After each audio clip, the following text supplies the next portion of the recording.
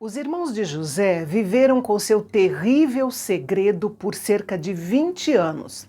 E quando Jacó contou para os seus filhos que havia comida no Egito, ele notou uma expressão estranha neles. A consciência deles mais uma vez fazia com que eles se sentissem péssimos. Como líder do clã, Jacó decidiu mandar todos para o Egito a fim de comprar alimentos, menos Benjamim, que era o seu filho mais novo e o único elo que ele ainda tinha com a sua amada Raquel. A fome não é uma coisa boa, mas ela foi um instrumento de Deus para levar os irmãos de José até ele no Egito.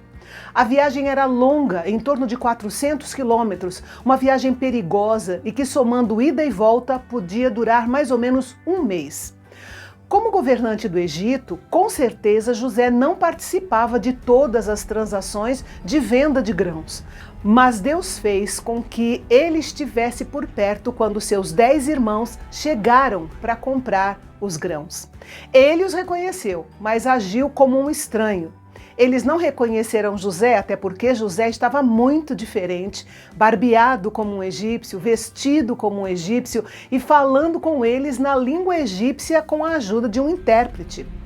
Então, quando aqueles 10 homens se curvaram diante de José, ele soube que Deus estava começando a cumprir o que havia lhe revelado nos 2 sonhos, 20 anos para trás. A partir de então, Deus guiou José para ser um instrumento de correção e restauração na vida dos seus irmãos. Às vezes, Deus usa meios que nós consideramos rudes para nos levar ao centro da sua vontade. José ficou muito feliz ao descobrir que o seu pai e o seu irmão mais novo estavam vivos e estavam bem. Mas colocou os seus irmãos na prisão por 3 dias, acusando-os de espionagem para que eles tivessem uma ideia do que era ser um prisioneiro em terra estranha e também porque ele precisava lidar com seus irmãos de uma forma mais particular, longe do olhar de todos. No final dos 3 dias, José deu uma ordem diferente. 9 irmãos seriam liberados para retornar para Canaã, levando os grãos para alimentar as suas famílias. Mas um deles, Simeão, deveria ficar como uma espécie de fiador dos demais. Eles deveriam voltar ao Egito trazendo Benjamim. Caso contrário, Simeão seria morto e todos eles também.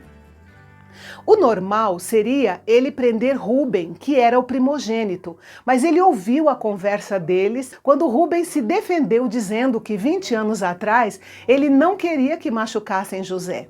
Por causa disso, José escolheu manter Simeão preso e não Rúben. Quando eles foram liberados, José ordenou que o dinheiro da compra fosse devolvido dentro dos sacos de grãos. E quando eles descobriram isso, ficaram apavorados e tiveram certeza de que Deus estava acertando as contas com eles. E chegando em casa, então eles contaram toda a história para o seu pai Jacó. Jacó lamentou profundamente tudo aquilo, mas uma frase que me chama a atenção, que ele falou aqui, é: tudo está contra mim, no versículo 36. Ora, Jacó foi o escolhido de Deus e ainda disse: tudo está contra mim. Jacó estava com saúde e dizia: tudo está contra mim. Jacó era um homem rico e dizia: tudo está contra mim. No exato momento em que Jacó sentiu que todas essas coisas estavam contra ele, Deus estava executando o seu plano. Havia um plano em tudo isso, mesmo que Jacó não conseguisse ver ou sentir. E esse plano não seria bom apenas para Jacó e sua família, mas impactaria toda a história de toda a humanidade. Deus estava trabalhando todas as coisas juntas para o bem da família de Jacó e de sua descendência. Por isso, nós somos gratos pelo grande e sábio plano de Deus. Inclusive, nesse momento da história, nós podemos ver um contraste considerável entre Jacó e José. José passou por circunstâncias muito piores, mas ele nunca falou que todas as coisas estavam contra ele.